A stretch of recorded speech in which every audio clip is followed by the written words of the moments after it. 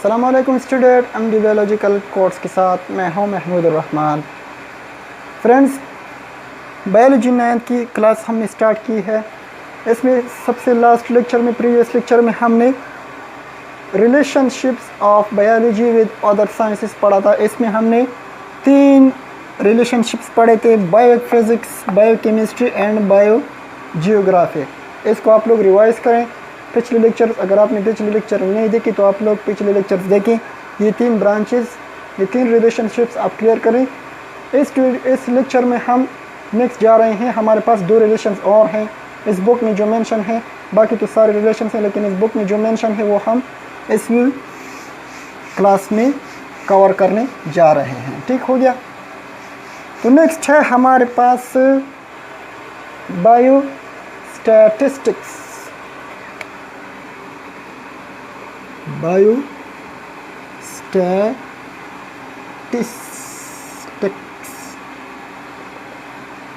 Biostatics. Statics mean metry. Statistics mean metry. Metry mean नापतोल।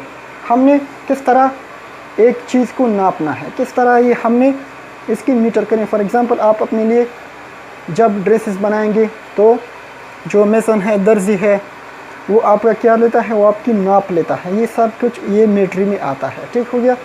अब बायोस्टैटिस्टिक में हम क्या पढ़ेंगे?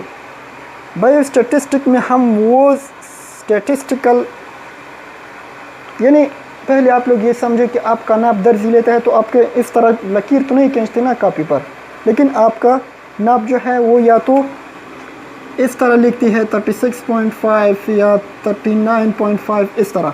ये हो गया मैथमेटिकल डेटा, आप जो उसने आपकी फ़िज़िकल स्टेट से निकाल लिया। ठीक हो गया। ये हो गया स्टैटिक्स। अब बायोस्टैटिक्स में हम क्या पढ़ेंगे? हमारे पास जब रिसर्च के स्टूडेंट्स आते हैं, रिसर्च के स्टूडेंट क्या करते हैं कि वो डेटा इकट्ठा करते हैं। अब वो सारा डेटा वो एक जगह पर नहीं रख सकते, तो वो क्या करते हैं, उस डेटा को फिर मैथमेटिकल फॉर्म में इकट्ठा करते हैं। हर एक चीज़ को वो एक नंबर देते हैं। इस तरह के रिसर्च को हम बायोस्टैटिक्स में फिर आसानी से क्या कर सकेंगे, डिफ़ाइन कर सकेंगे, डिस्क्राइब कर सकेंगे।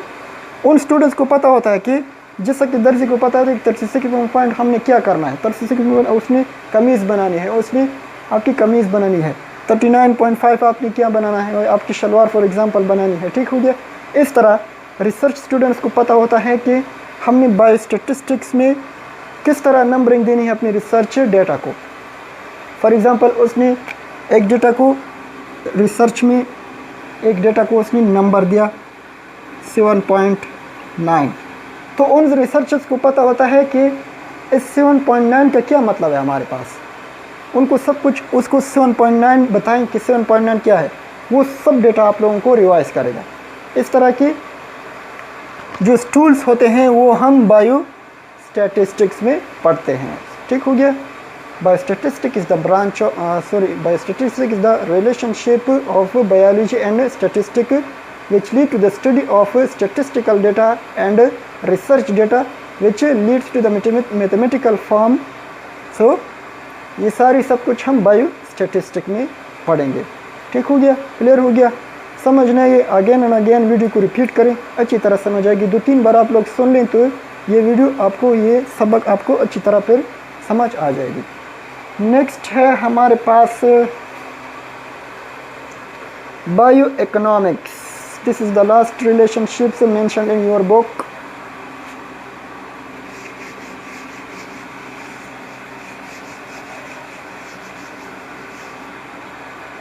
What is bio economics? सोचें ज़रा। बायो इकोनॉमिक्स,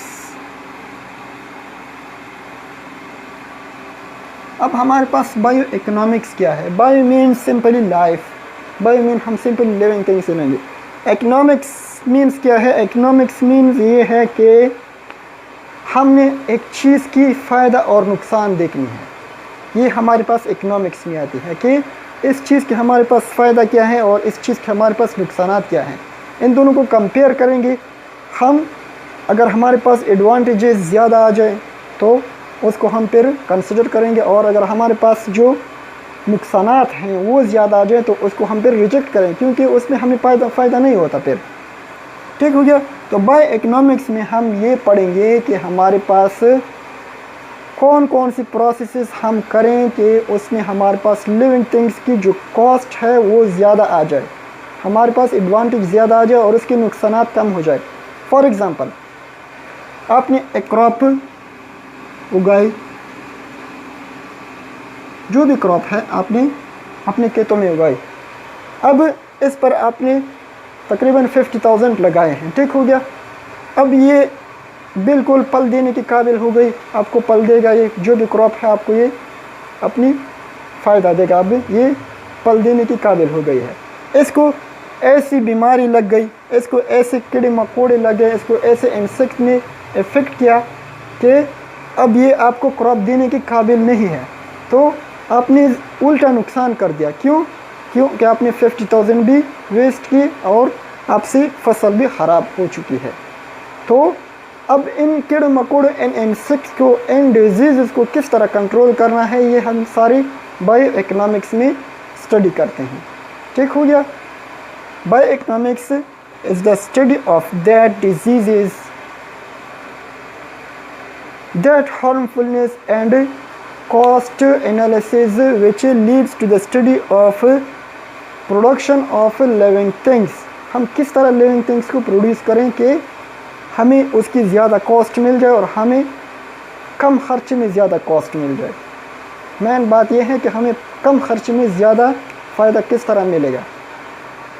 क्रॉप को इंसेक्ट्स और डिजीज़ लग गई, आपने उसकी क्या कर दी, उसकी आपने इलाज मुआवजा कर दिया, आपने क्रॉप्स को वापस अपनी असली हालत में लाया। तो आप 50,000 के साथ फॉर एग्ज़ाम्पल 5,000 और ऐड करें तो 55,000 है, लेकिन आप इस क्रॉप से फिर 1,55,000 से ज़्यादा ले सकते हैं। तो ये सारी स्टडी हम बायो इकोनॉमिक्स में पढ़ते हैं। ठीक हो गया।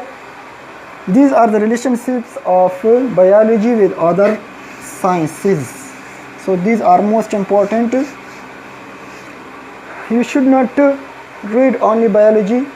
You should expert and communication skill and analytics etc. other sciences as well. So आज के लेक्चर को समराइज़ कर लेते हैं कि आज के लेक्चर में हमने क्या क्या पढ़ा।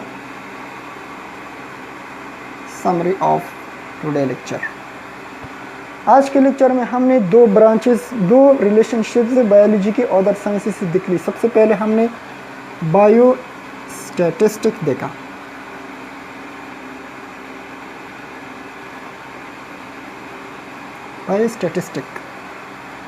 बायोस्टैटिस्टिक में हम क्या पढ़ते हैं, मैंने बहुत डिटेल से बात की कि बायोस्टैटिस्टिक में हम पढ़ते हैं कि हमारे पास मैथमेटिकल डेटा, जो बायोलॉजी में हमारे पास मैथमेटिकल डेटा आता है, वो हम किस तरह एक लेसन उससे बनाएं। फॉर एग्ज़ाम्पल, रिसर्चर्स एक डेटा को नंबर देते हैं 10। अब रिसर्चर को 10 के बारे में बताया कि आप लोगों के पास 10 क्या है, तो सब कुछ 10 जो नंबर उसमें उन्होंने अपने डेटा को दिया है वो सब डेटा आपको रिवाइज करेगा। सो लॉन्ग प्रोसेस के अलावा वो एक ही नंबर लिख लेते हैं अपने पास। सो वो सारे कुछ फिर उससे उनको याद आ जाता है। ये सारे कुछ हम बायोस्टैटिस्टिक में पढ़ते हैं। इसके अलावा हमने नेक्स्ट पढ़ा क्या पढ़ा हमने नेक्स्ट, इकोनॉमिक्स।